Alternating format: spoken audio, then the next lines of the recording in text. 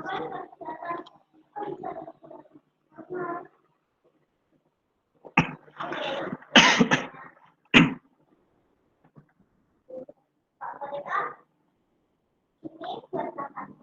kita mulai. Assalamualaikum warahmatullahi wabarakatuh. Selamat datang di Waalaikumsalam warahmatullahi wabarakatuh. Baik, kita nanti hanya sampai jam 11 lebih 10 ya. Ini cukup singkat, tidak full 60 menit. Nah, kayak gini langsung saja kita mulai sambil menunggu teman-teman yang belum bergabung atau mungkin masih ada kendala. Ini juga sudah saya nyalakan rekamannya, jadi nanti saya upayakan rekamannya ini saya upload di YouTube, saya berikan ke kalian bisa mengulang kalau seandainya nanti diperlukan, ya. Baik. Untuk pertemuan hari ini kita langsung ke materi karena ya waktunya singkat dan target kita banyak sampai di satu semester ini. Seperti yang sudah saya sampaikan yang lalu, kita akan fokus ke upaya untuk masuk ke perguruan tinggi gitu ya. Jika nanti masih lanjut ke jurusan MIPA, maka materi fisika juga diperlukan untuk tes masuk. Baik. Di materi yang pertama ini kita akan bahas tentang listrik statis. Ini sengaja saya ubah dari pakemnya buku. Di buku mungkin listrik dinamis dulu kebanyakan yang beredar. Tapi nanti saya sengaja mengubah biar nanti logikanya lebih mudah. Jadi sebelum kita bahas tentang muatannya bergerak, ya kita bahas dulu muatan yang diam, gitu ya. Kalau nanti sudah bergerak, berarti akan muncul arus listrik. Nah, ini kita bahas dulu yang statis dulu, baru kemudian muatan yang dinamis, listrik dinamis. Baik, ini sengaja memang diubah seperti itu, tidak masalah ya. Jadi nanti kalau membuka buku, materi kita yang pertama ini adalah di bab yang kedua kalau di buku. Baik, untuk belum masuk ke materi intinya, saya akan mengulas sedikit tentang materi kelas 10 yang nanti ada bekal untuk mengerjakan soal-soal yang berkaitan dengan vektor pada listrik statis. Jadi yang akan kita bahas yang pertama itu adalah operasi penjumlahan vektor. Jadi ini materi kelas 10. Operasi penjumlahan vektor.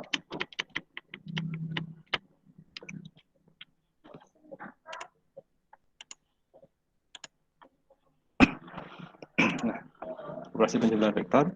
Jadi kalau ada dua buah vektor, kemudian dijumlahkan, itu harus mengikuti aturan operasi penjumlahan vektor. Tidak bisa langsung dijumlahkan sebenarnya kalau menjumlahkan skalar, gitu ya. Jadi kalau misalkan dalam sebuah bentuk gambar grafis, ini ada vektor A, ini ada vektor A, kemudian ada lagi vektor yang lain, vektor B misalkan namanya, ini vektor B,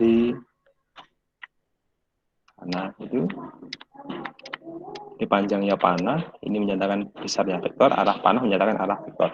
Nah, kemudian bagaimana dengan resultan dari kedua vektor ini? Jadi kita tarik garis bantu yang sejajar dengan vektor B sama panjang, kemudian ditarik lagi garis bantu sejajar vektor A sama panjang, sampai berpotongan dengan garis bantu yang awal tadi. Nah, maka untuk resultannya berarti ditarik dari pangkal dua vektor ini metode jajar genjang, berarti sampai ke titik perpotongan ini. Nah, ini warna hijau ini adalah resultan. Kemudian sudut apit antara A dan B misalkan ini adalah theta. Nah, maka nanti bagaimana dengan besarnya resultan vektor tersebut atau besarnya vektor R? Ini ya. Jadi kalau disajikan dalam bentuk notasi vektor, maka vektor R ini adalah vektor A ditambah dengan vektor B. Dan seperti ini cukup. Lalu bagaimana dengan besarnya R? Untuk besarnya R, jika kemudian diketahui sudut apitnya ini, maka kita bisa menghitung. Jadi R ini adalah akar dari A kuadrat plus besarnya B kuadrat plus 2 kali besarnya A kalikan besarnya B dikalikan dengan cos sudut theta. Theta adalah sudut apit antara vektor A dan vektor B. Nah ini, jadi ini adalah persamaan untuk mencari besarnya resultan vektor. Nah kemudian nanti ada 3 keadaan khusus ya, sudutnya yang istimewa. Sudut istimewanya nanti kita ambil ada 3. Bagaimana jika theta, karena nanti akan menghasilkan perhitungan yang spesial. Bagaimana jika theta ini sama dengan 0 derajat, kemudian theta 90 derajat, kemudian ini 90 ya.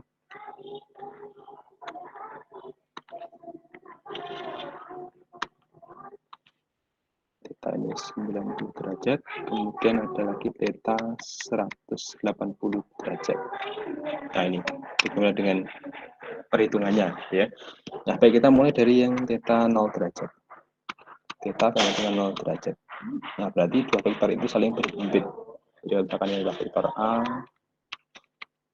kemudian ada lagi vektor B, arahnya sama, sejajar, ini B. Maka nanti untuk penjumlahannya dari kedua vektor itu, ini cara menggambarkannya seperti ini. Jadi A, kemudian disambung dengan vektor B. Ujungnya A disambung dengan pangkalnya B. Nah, ini adalah vektor B, maka resultannya adalah ini, dari ujung awal ke ujung akhir. Nah, ini adalah bentuk grafisnya R, vektor R ya. Jadi R ini adalah A plus B. Nah ini sudutnya adalah 0, karena ini berhimpit. Ya, kalau misalkan pangkalnya ini tarik ke sini, B yang sama, maka A dan B itu berhimpit. Maka sudutnya dikatakan sebagai sudut 0. Kemudian sekarang contoh, gitu ya. Oh ya, perhitungan dulu ya. Jadi kalau misalkan sudutnya 0, tadi kan untuk mencari R, besarnya R, ini adalah akar dari A kuadrat plus B kuadrat plus 2 kali A B cos theta. Nah ini karena tetanya 0, berarti nanti cos 0. Ya. Cos 0 itu adalah 1. Jadi A kuadrat plus B kuadrat plus 2 kali A B kalikan cos 0-nya adalah 1. Nah maka nanti inilah akar dari A kuadrat plus B kuadrat plus 2AB. Ini boleh dituliskan kalau di matematika, biasanya yang mungkin kalian familiar, adalah bentuknya A kuadrat plus 2AB plus B kuadrat. Nah ini sama dengan boleh dibentuk A plus B kuadrat. Nah berarti di akar ya tinggal A plus B. Jadi kalau vektor itu berhimpit, maka nanti ya resultannya tinggal dijumlahkan itu saja. Jadi ya, tinggal dijumlahkan. Nah sekarang kita akan coba contoh. Contoh diketahui misalkan jika diketahui A ini adalah vektor yang nilainya 4 Newton, kemudian B ini 3 Newton, dengan keduanya itu berhimpit searah di titanya, maka tentukan resultannya. Ini. Nah maka kalau bentuk seperti ini, ya kita langsung aja pakai R sama dengan apa berarti? Tadi kan langsung A plus B, besarnya A ditambah dengan besarnya B, berarti adalah 4 ditambah dengan 3 sama dengan 7 Newton. Dan untuk satuannya ini Newton misalkan ya. Kalau vektor yang lain ya nanti mengikuti satuan dari vektor itu. Kemudian contoh yang kedua, jika A dan B itu disajikan dalam bentuk vektor. Jadi contoh yang berikutnya, jika A, misalkan ini adalah 4I, ya, 4I, vektor A, jadi ini bacanya vektor A, 4I. 4I itu maksudnya adalah 4 satuan ke arah sumbu X positif. Nah, ini tandanya positif. Kemudian untuk vektor B, ini adalah misalkan 3I juga. Nah, ini kan sama-sama pada arah sumbu X positif, berarti ini akan berhimpit. Maka berapakah tulisan atau rotasi untuk vektor R, kemudian berapa besarnya vektor R. Ini ada pertanyaannya dua tadi. Nah, ini kalau kita gambarkan di sistem koordinat, jadi ini ada sumbu Y, kemudian ini ada sumbu X, berarti vektor A dan vektor B itu kalau digambarkan, vektor A-nya ditarik dari pangkal koordinat ini ke kanan, ini 4 satuan, ya, ke arah sumbu X positif. Kemudian kalau ini 3I itu berarti 3 satuan ke kanan. Kalau misalkan min 3I berarti 3 satuan ke kiri. Karena ini seperti ini arah. Nah, dari sini kan kelihatan bahwa dia itu berhimpit. Nah, maka nanti bagaimana dengan vektor resultannya? Resultannya untuk vektor, berarti ya R, vektor R ini adalah vektor A ditambah dengan vektor B. Nah, vektor A itu apa? Vektor A adalah 4I. Vektor B adalah 3I. Nah, kalau ini arahnya sama, itu bisa jumlahkan. Jadinya adalah 7I. Lalu bagaimana dengan besarnya R? Besarnya R, ini adalah materi di kelas 10 ya. Jadi ada Rx, komponen pada arah sumbu X kuadrat ditambah dengan komponen pada arah sumbu Y kuadrat. Nah, ini komponen pada sumbu X berarti 7. Komponen pada sumbu Y itu 0. Tidak ada ini pada arah sumbu Y. Berarti ini adalah akar dari 7 kuadrat plus 0 kuadrat. Berarti ini hasilnya adalah 7 satuan. Vektor 7 satuan. Ini sama hasilnya dengan ya, sama. Sajiannya, cuman ini ada dua jenis, ini bentuknya vektor dan kemudian dicari nilai skalarnya. Baik, itu yang pertama. Yang kedua untuk theta 90 derajat. Theta sama dengan 90 derajat, maka nanti untuk resultan dari dua buah vektor, jadi vektor ini kalau ada vektor gambarkan ya, ini adalah vektor A, kemudian ada vektor B. Nah, berarti resultannya nanti kan ini. Ketika dua vektor ini tegak lurus, ini adalah resultannya, vektor R. Nah, untuk nilainya, berarti kan kita menggunakan perhitungan yang tadi, yaitu adalah A kuadrat ditambah dengan besarnya B kuadrat, tambah 2 kali A B cos 90. Cos 90 itu adalah 0, berarti tersisa tinggal akar A kuadrat plus B kuadrat. Nah, ini contoh. Contoh, jika diketahui A adalah 4 Newton itu, kemudian B 3 Newton, dengan theta adalah 90 derajat, tentukan R resultannya. Nah, maka kalau bentuk seperti ini kan sajiannya bentuk skalar, berarti langsung R sama dengan akar, masukkan dan langsung ke sini, karena cos 90 kan 0. Berarti langsung A kuadrat plus B kuadrat. Tapi kalau sudutnya tidak 90 ya, masukkan lagi ini cos, misalkan 60 ya, berarti ada cos 60, lalu baru dihitung satu persatu. Nah, ini kemudian berarti A adalah 4 kuadrat plus 3 kuadrat, berarti ini adalah akar 16 plus 9 dengan akar 25, berarti ini adalah 5. Nah, ini itu adalah hasil untuk resultan vektor ini. Lalu kemudian seandainya di soal itu saksikan bentuknya vektor jika dia datang K vektor A ini adalah 4i, kemudian vektor B ini adalah 3J. Nah, ini J ini berarti dia arahnya pada arah sumbu Y, ini pada arah sumbu X, berarti kan sudah jelas dia akan tegak lurus.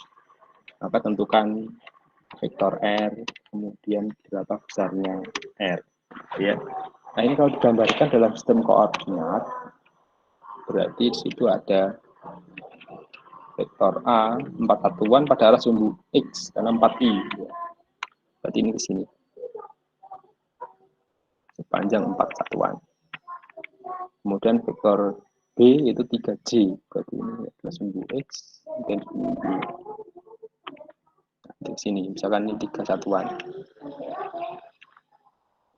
ini adalah B adalah sumbu Y, dan maka resultannya nanti ini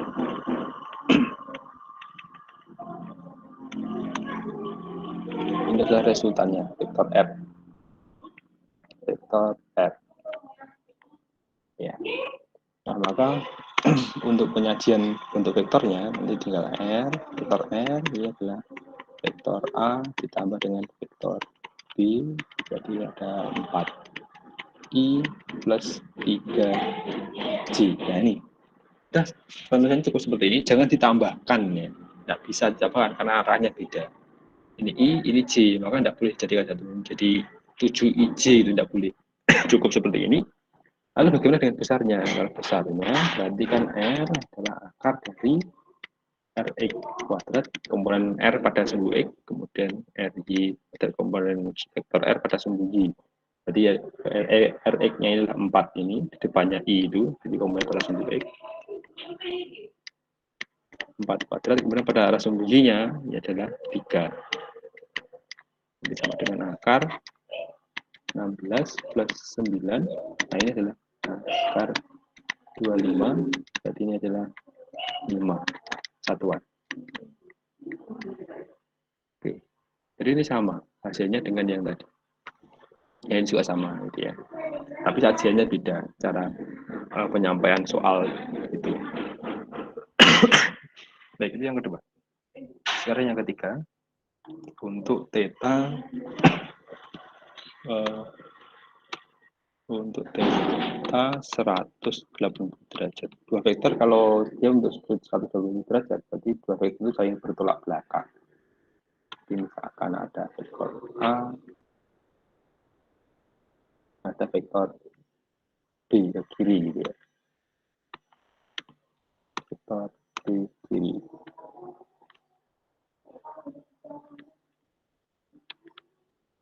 Nah, ini.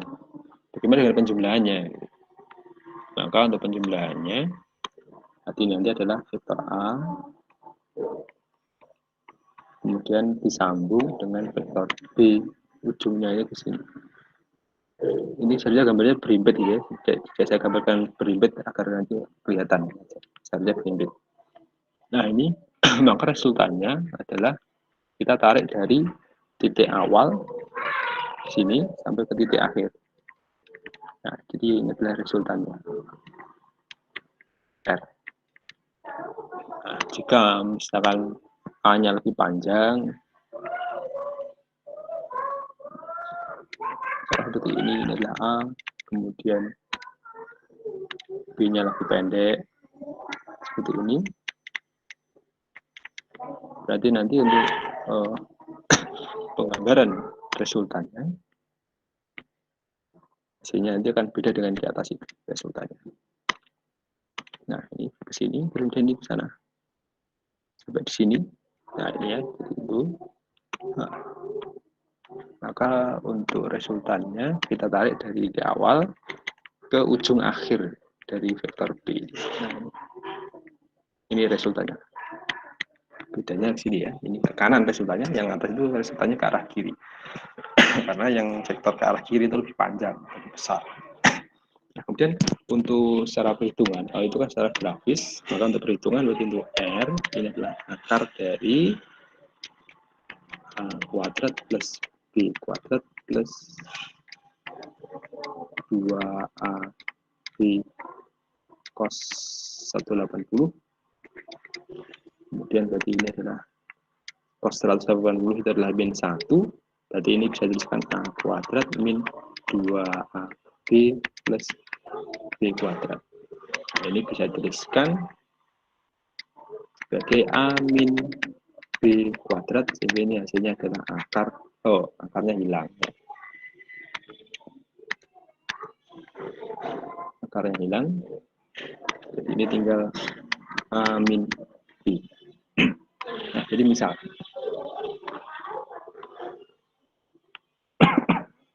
contoh ya, misalkan A adalah 4, kemudian B 3 Newton, ini usahakan ke kiri, ini ke kanan. Maka ini sudah jelas dia akan untuk theta 180 derajat. Nah, maka nanti untuk mencari R, berarti ya yang kanan dikurangi, misalkan yang kiri adalah negatif. Nah, berarti ini adalah 1 Newton, ya, 1 Newton. Nah, bagaimana kalau misalkan A misalkan 4 Newton ke kiri? Berarti nanti ini akan negatif. Kemudian B 3 Newton ke kanan. Ya, kita ambil aja yang ke kanan positif. Berarti nanti adalah A-nya negatif, min 4 plus 3. Jadi ini adalah min 1 Newton.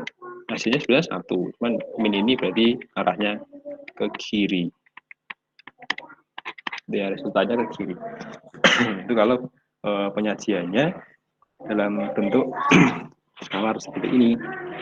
Jadi untuk resultannya kita cukup menjumlahkan, mengurangkan. Kemudian bagaimana jika diketahui vektor A ini adalah min 4i, berarti ini adalah 4 satuan ke arah sumbu X negatif, nah I ini. Dan vektor B itu adalah 3i, berarti 3 satuan ke arah sumbu X positif. Kemudian tentukan vektor resultannya dan tentukan besarnya resultan. Nah, maka kalau ini digambarkan dalam sistem koordinat,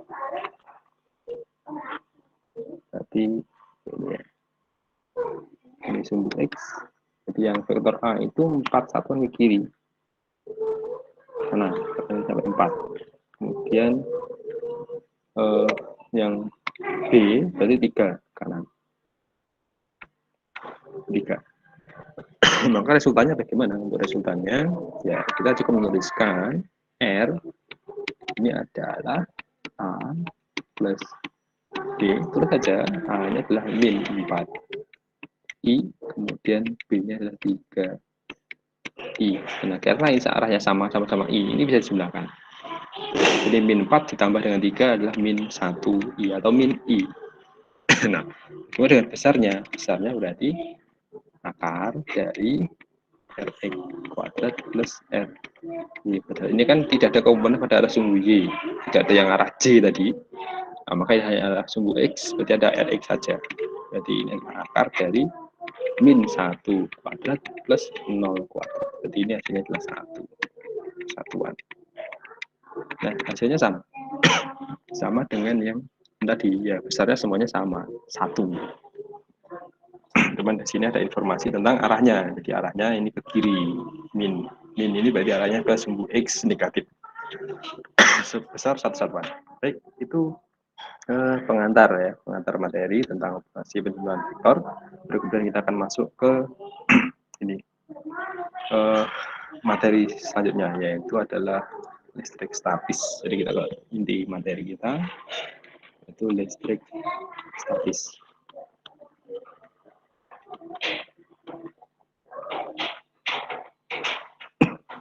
Listrik statis, dan kemudian kita awali dari medan listrik. Mungkin di buku diawali dengan gaya listrik, saya sengaja saya balik medan listrik. Kenapa kok harus saya balik? Nah, sekarang kita akan menyaksikan sebuah simulasi tentang medan listrik ini.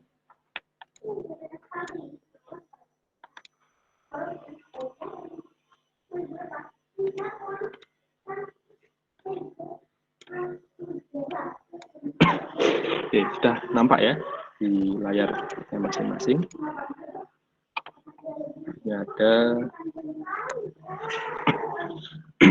Ini ada ruangan yang kosong, tidak ada materi, tidak ada muatan, maka di situ tidak ada pengaruh sama sekali. Kalau kemudian di ruangan itu kita beri muatan listrik, misalkan ini muatan positif, maka akan muncul yang namanya medan listrik. Gambarkan dengan tanda panah ini. Tanda panahnya semakin lama semakin pudar, semakin jauh semakin pudar. Nah, berarti ini karena semakin jauh nilai medannya semakin kecil karena berbanding terbalik dengan kuadrat jarak yang namanya medan. Jadi besaran yang difisikan sebagai medan, ada medan listrik, medan gravitasi, ada medan suhu, medan magnet, itu berbanding terbalik dengan jarak. Semakin jauh dari sumber penyebabnya itu, maka nilai medan itu akan semakin kecil karena berbanding terbalik dengan kuadrat jarak. Nah, kalau di penyebabnya adalah muatan listrik, berarti namanya medan listrik. Kalau penyebabnya adalah magnet, berarti medan magnet. Kalau penyebabnya itu adalah sumber panas, maka itu adalah medan suhu. Kalau penyebabnya adalah sumber gravitasi, berarti menghasilkan medan gravitasi. Nah ini, jadi dimulai dari tidak ada muatan, kemudian ada satu muatan tunggal, maka di situ akan muncul medan. Sekitarnya secara otomatis akan muncul medan.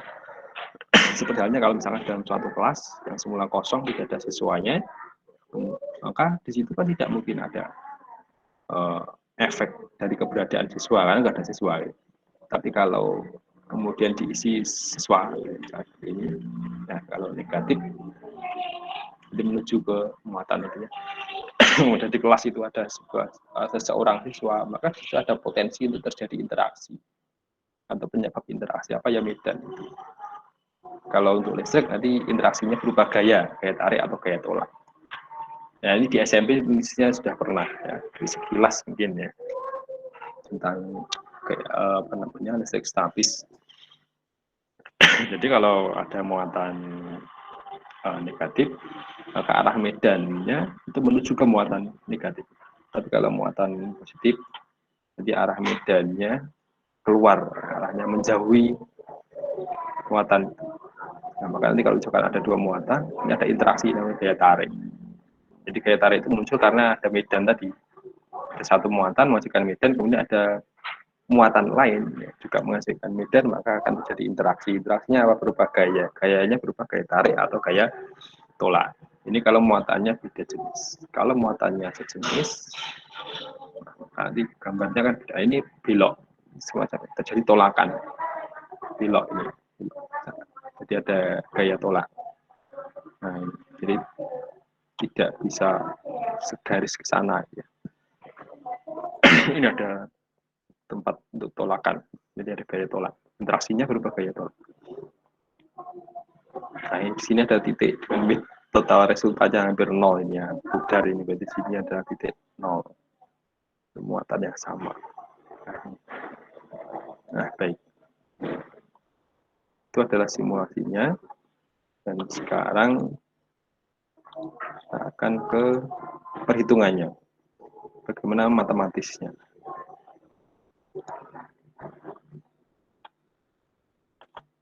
Sekarang kali ini medan listrik ya. Jadi tadi kalau misalkan dalam sebuah ruang, ini ruang yang kosong, kemudian diberi muatan positif. Misalkan ada muatan positif di sini besar V, maka di sekitar muatan itu akan muncul medan listrik. Arahnya menjauhi muatan sumber ini. Kalau positif berarti menjauhi. Nah,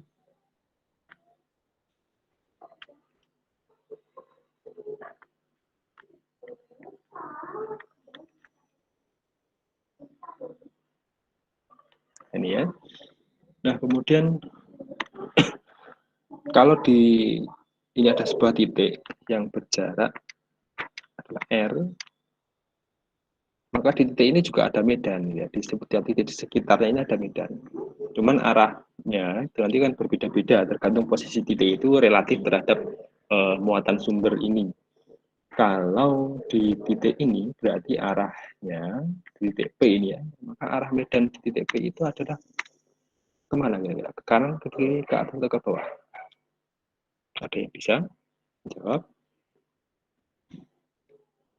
Harusnya kemana? Ke kanan apa ke kiri? Kalau ini muatan positif, arah medan itu harus menjauhi muatan positif. Berarti ini arahnya ke kanan. Di titik ini arahnya ke kanan. Tidak ada medan yang arahnya ke kanan.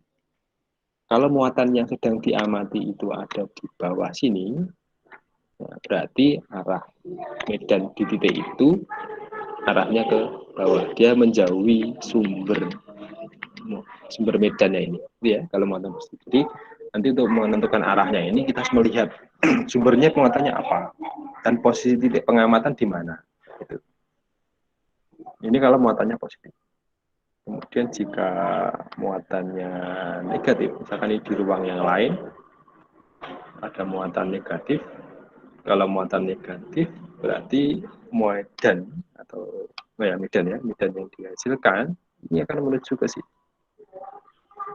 menuju ke muatan negatif.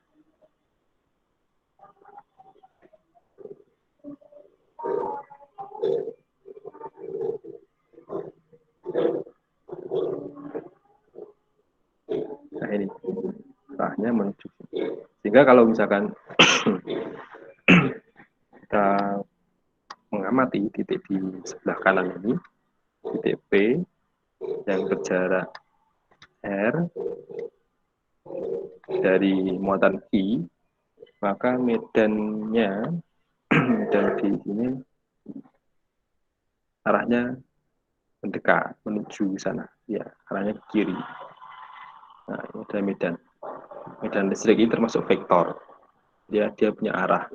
Maka di titik yang lain ini bisa beda meskipun jaraknya sama. Titik yang ini misalkan titik I kecil, nah berarti medan listriknya ya dia menuju ke muatan sumber karena muatan sumbernya berupa negatif. Nah ini jadi arahnya beda. Nah, sekarang bagaimana dengan perhitungannya? Jadi kalau misalkan ada sebuah muatan sumber, kemudian kita mau menghitung nilai dari medan di sebuah titik yang berjarak R, maka medan listrik nanti dirumuskan sebagai E ini sama dengan K I per R kuadrat. Nah dari persamaannya tampak bahwa medan listrik itu berbanding terbalik dengan kuadrat jarak. Jadi semakin jauh dari muatan sumber, maka medan listrik akan semakin kecil. Nah, sini E, ini adalah medan listrik. Satuannya Newton per Coulomb. Kemudian K, ini adalah konstanta, 9 kali 10 pangkat 9. Newton ke meter ya, Newton meter. Newton meter kuadrat per Coulomb kuadrat. Kemudian ada I, jadi ini adalah muatan sumber, muatan yang menyebabkan medan listrik.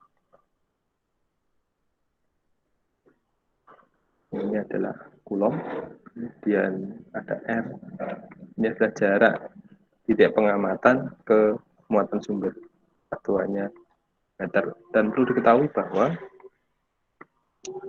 medan listrik adalah besaran vektor, sehingga operasinya menggunakan operasi vektor.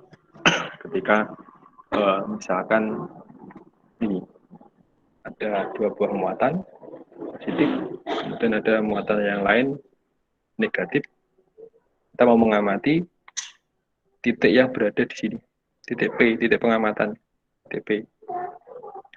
Ini misalkan I1, jaraknya ini adalah R1, kemudian jaraknya ini ke sini, ini adalah R2, ini I2. Nah, maka nanti di titik P ini itu akan ada medan sejumlah ada 2 buah berarti. Medan karena muatan positif Q1 berarti arahnya harus menjauhi muatan itu, berarti arahnya ke bawah. Ini berarti E1. Kemudian medan yang dihasilkan oleh Q2 ini arahnya ke kanan karena mendekati muatan sumber. Sumbernya kan negatif. Sumbernya negatif, maka menuju sana. Nah, lalu bagaimana dengan totalnya? Ini E1, E2. Nah, totalnya berarti ada resultan dari dua vektor ini. Nah, ini kan kelihatan bahwa vektor ini saling tegak lurus. Dua vektor E1 dan E2 saling tegak lurus. Maka resultannya nanti di sini. Kalau saling tegak lurus, berarti ini kan θ-nya 90 derajat. Nah, kalau 90 derajat tadi, berarti untuk R, resultan, misalkan RE gitu ya, resultan medan. Nah, kan untuk resultannya, RE berarti kan akar dari E besarnya E1 kuadrat plus besarnya E2 kuadrat. Nah, padahal untuk E1, nah E1 berarti ya K Q1 per R1 kuadrat dikuadratkan ditambah dengan K Q2 per R2 kuadrat dikuadratkan. Ini. Jadi atau bisa dituliskan ini adalah akar dari K kuadrat Q1 kuadrat per R1 pangkat 4 plus K kuadrat Q2 kuadrat per R2 pangkat 4. Ini. Jadi ini adalah resultannya. Jadi perhitungannya itu agak panjang seperti ini. Nah, ini kalau saya tegak lurus. Nah, bagaimana kalau misalkan ini segaris? Kemudian bagaimana kalau searah? Nanti menghasilkan perbedaan searah gitu ya. Jadi pertama langkah untuk penyelesaian soal ini adalah kalian harus ini, menggambarkan dulu di mana posisi pengamatan, di mana posisi sumber ininya, sumber medannya. Lalu kemudian digambarkan seperti ini, baru akan dilihat berapa sudutnya. Nah, baru kemudian dihitung berapa resultannya dengan persamaan ini tadi. Nah, ini kalau sudutnya istimewa 90 derajat. Kalau tidak 90 derajat, nah, maka nanti panjang lagi ya. Plus E1, 2 kali E1, E2 cos sudut apetnya. Oke, lebih panjang. Nah, baik untuk sementara di pertemuan hari ini sampai bagian ini saja. Ini kita lanjutkan di pertemuan hari Selasa. Kita akan tambahkan untuk latihan ke soal-soalnya. Jadi nanti lebih mudah dipahami dan melanjutkan materi ini. Untuk yang mungkin nanti ada titik nol, titik di mana medannya adalah nol. Gitu. Apakah ada pertanyaan sampai di sini?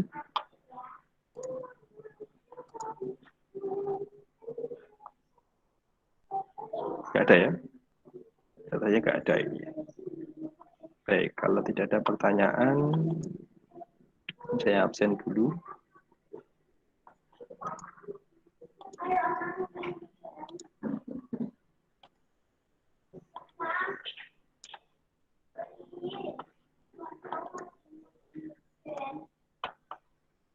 IPA 5. Nah, ini nanti saya absen berdasarkan yang muncul di partisipan di Google Meet. Jadi nanti kalau misalkan ada yang mungkin nama akunnya beda dengan di absen ini langsung menyampaikan. Ini ada Adia,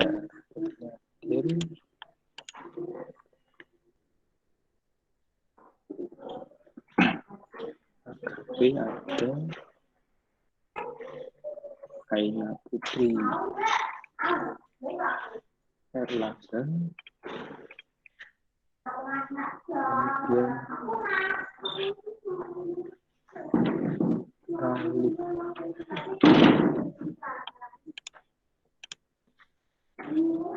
Amanda, Amelda,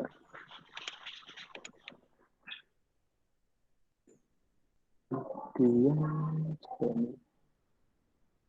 Anissa, Dian,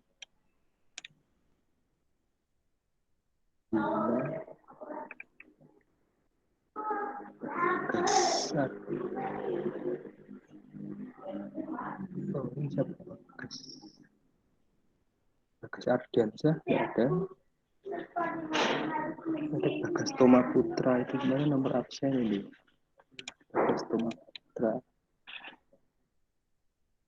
Kemudian Bilva.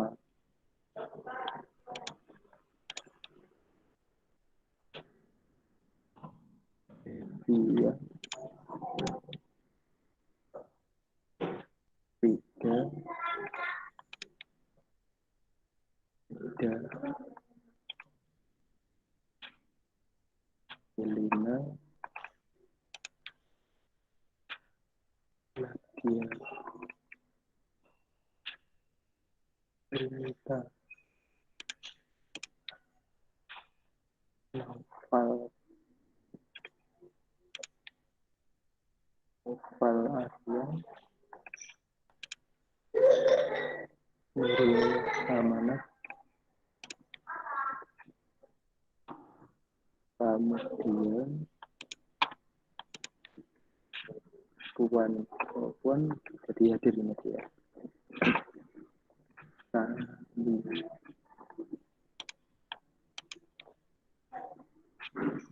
Vincent.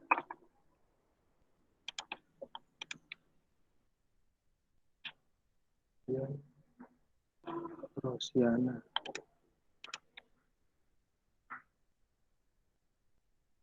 Ulang. Silva. Asafa.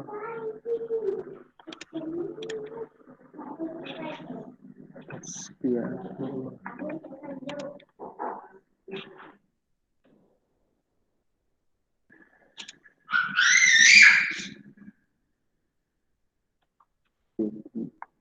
Juliana.